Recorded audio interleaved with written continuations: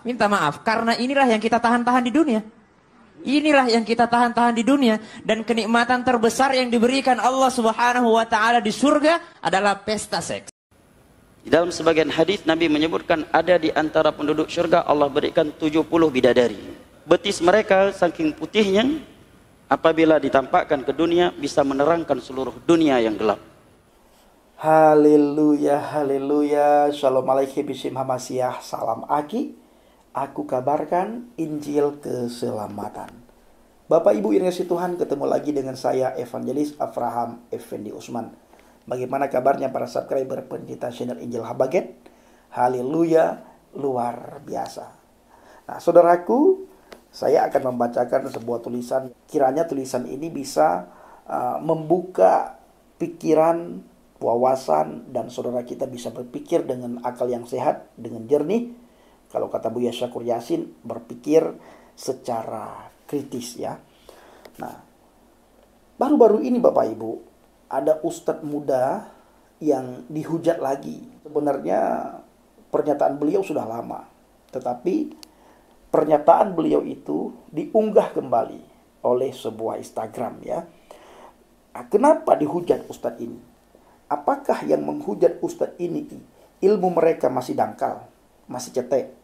Nah, atau mereka baru tahu dan kaget kalau ada ajaran seperti ini di agama mereka. Nah, nama Ustadz Syam belum lama ini mendadak menjadi perbincangan hangat di media sosial. Bagaimana tidak?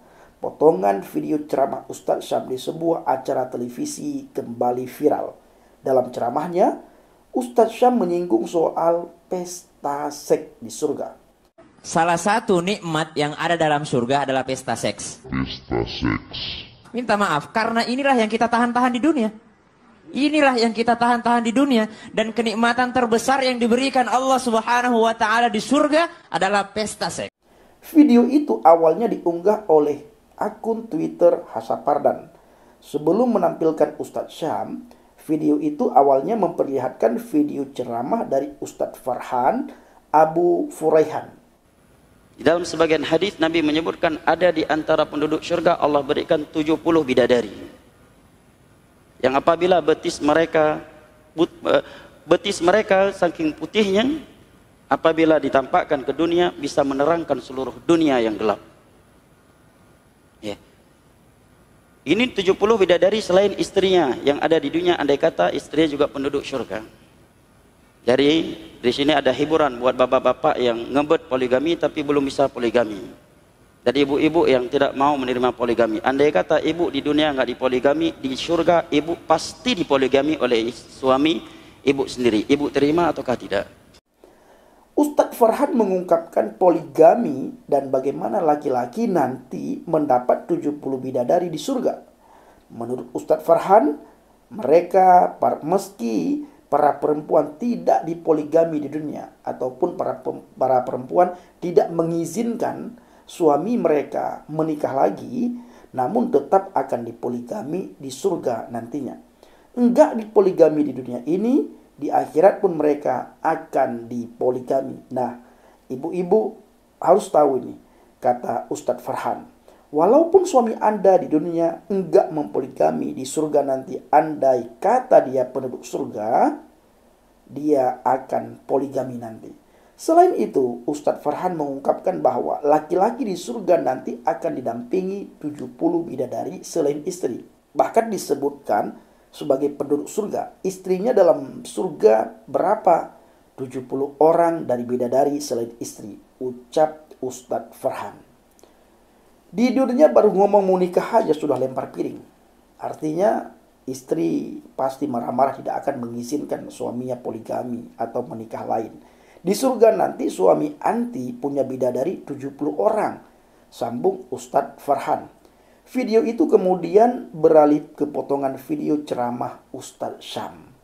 Dalam ceramahnya tersebut, Ustadz Syam mengatakan bahwa salah satu kenikmatan dari Tuhan adalah di surga nanti adalah pesta seks. Ini kata Ustadz Syam di salah satu ceramah beliau di depan ibu-ibu, bapak ibu. Salah satu nikmat yang ada dalam surga adalah pesta seks. Minta maaf, lanjut Ustadz Syam. Karena inilah yang kita tahan-tahan di dunia, dan kenikmatan terbesar yang diberikan Allah Subhanahu wa taala di surga adalah pesta seks. Pungkas Ustadz Syam. Pernyataan Ustadz Syam ini tentu langsung mendapat tanggapan dari netizen. Tidak sedikit yang memberikan kecaman terhadap Ustadz Syam terkait pernyataannya tersebut. Segerakanlah ustadznya ke sana agar jelas apa perempuan selalu bahan komoditas Sang Pencipta. Di ajaran lain, semua sama dan mengutamakan kasih, bukan nafsu bejat. Camkan komentar salah satu netizen. Dakwah model beginilah yang mengukir wajah Islam. Disebut agama cabul, marah. Malah mereka menyumpahi Gus Dur yang bercerita satir tentang kitab cabul. Tapi mereka bersorak dan bertepuk tangan jika ada dakwah model begini, kata netizen lain.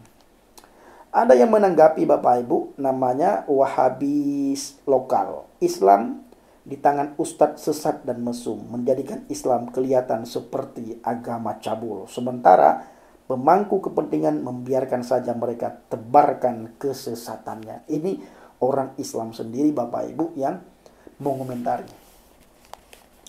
Ada banyak sekali Bapak Ibu, tidak sedikit saudara-saudara kita dari seberang, para netizen itu hadir di kolom komentar channel kita Bapak Ibu. Mereka berkata, di akhirat nanti, mereka kutip salah satu ayat kitab suci mereka.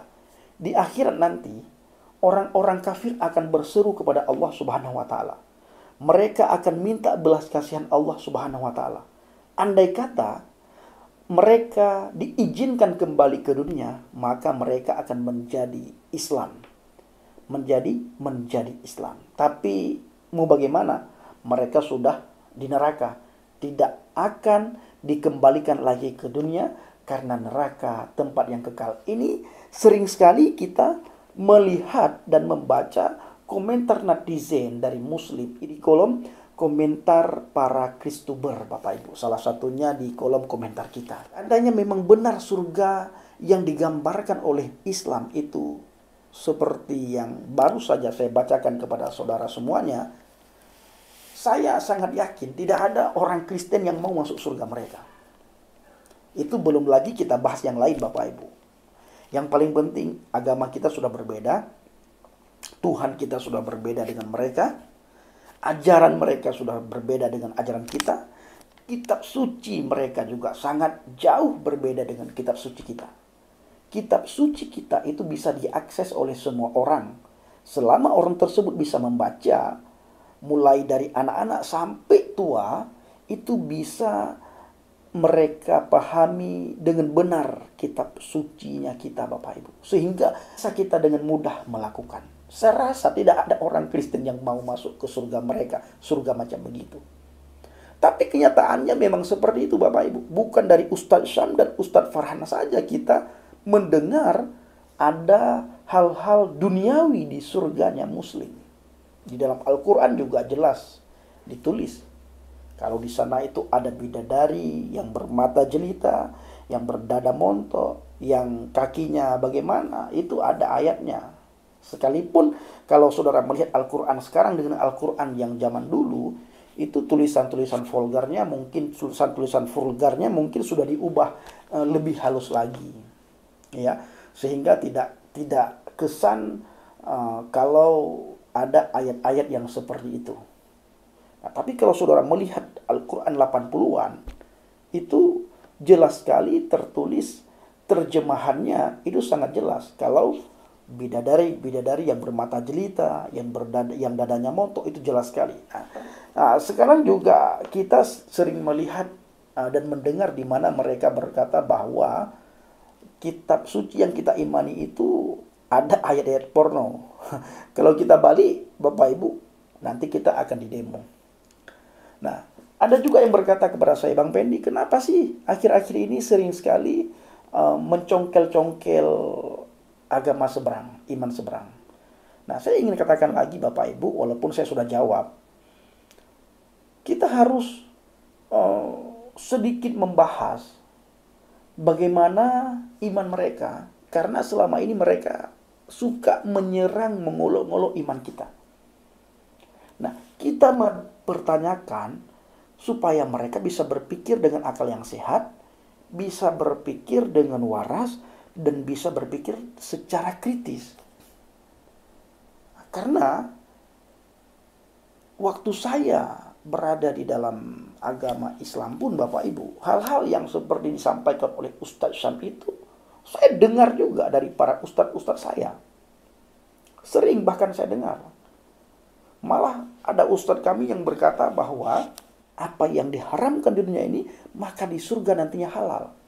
Contohnya daging babi Bapak Ibu. Di sana nanti akan disediakan daging babi yang enak-enak. Itu kata ustadz kami dulu.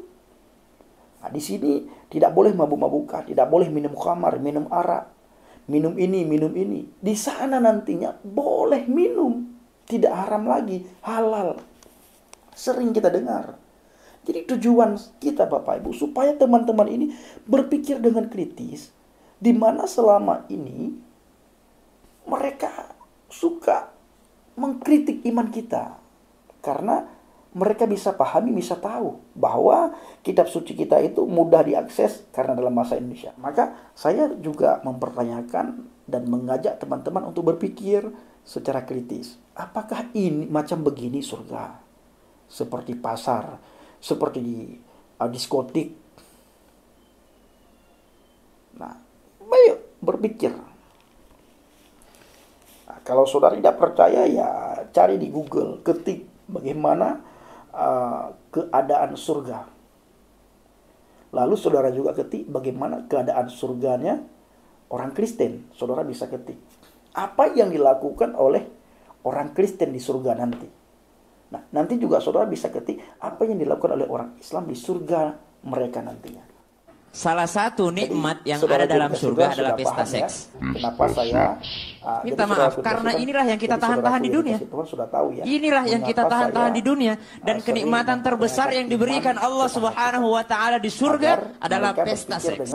berpikir dengan Ini kritis. 70 bidadari selain istrinya yang ada di Agar dunia, andai kata istrinya mereka juga penduduk surga. berpikir dengan Jadi kritis di dan sini mau ada hiburan buat introspeksi diri. bapak-bapak yang ngebet Terima poligami kasih. tapi belum bisa Shalom poligami. alaikum bismillahirrahmanirrahim. Jadi Salam ibu-ibu hati. yang tidak mau menerima Aku poligami, kabarkan andai kata Injil ibu di dunia nggak keselamatan. dipoligami, di surga Bapak ibu Yahweh bisin pasti Adonai dipoligami Yeshua oleh Hamasiah, suami Ruach Kudus ibu sendiri. memberkati Ibu terima kita ataukah semua. tidak? Ingat, Yesua Di berkata antara kepada penduduk kita surga, semuanya, 70 di dalam istrinya Injil aja. Yohanes 14 Bidadarinya ayat 70 Akulah diberikan oleh Allah. jalan, kebenaran dan Ada yang hidup. memiliki 4 Tidak ada bidadari seorang pun dan yang Nabi bisa sebutkan datang di dalam kepada hadis Bapa qudsi di dalam kalau tidak surga, melalui aku. Tidak ada seorang Inna pun fil yang bisa jannah masuk surga suqan ya'ti kalau tidak melalui ya'tunaha aku. Kata yaumal Yesua Hamasiah ada di sebuah Injil pasar Yohanes yang didatangi 14 oleh ayat 6. penduduk surga di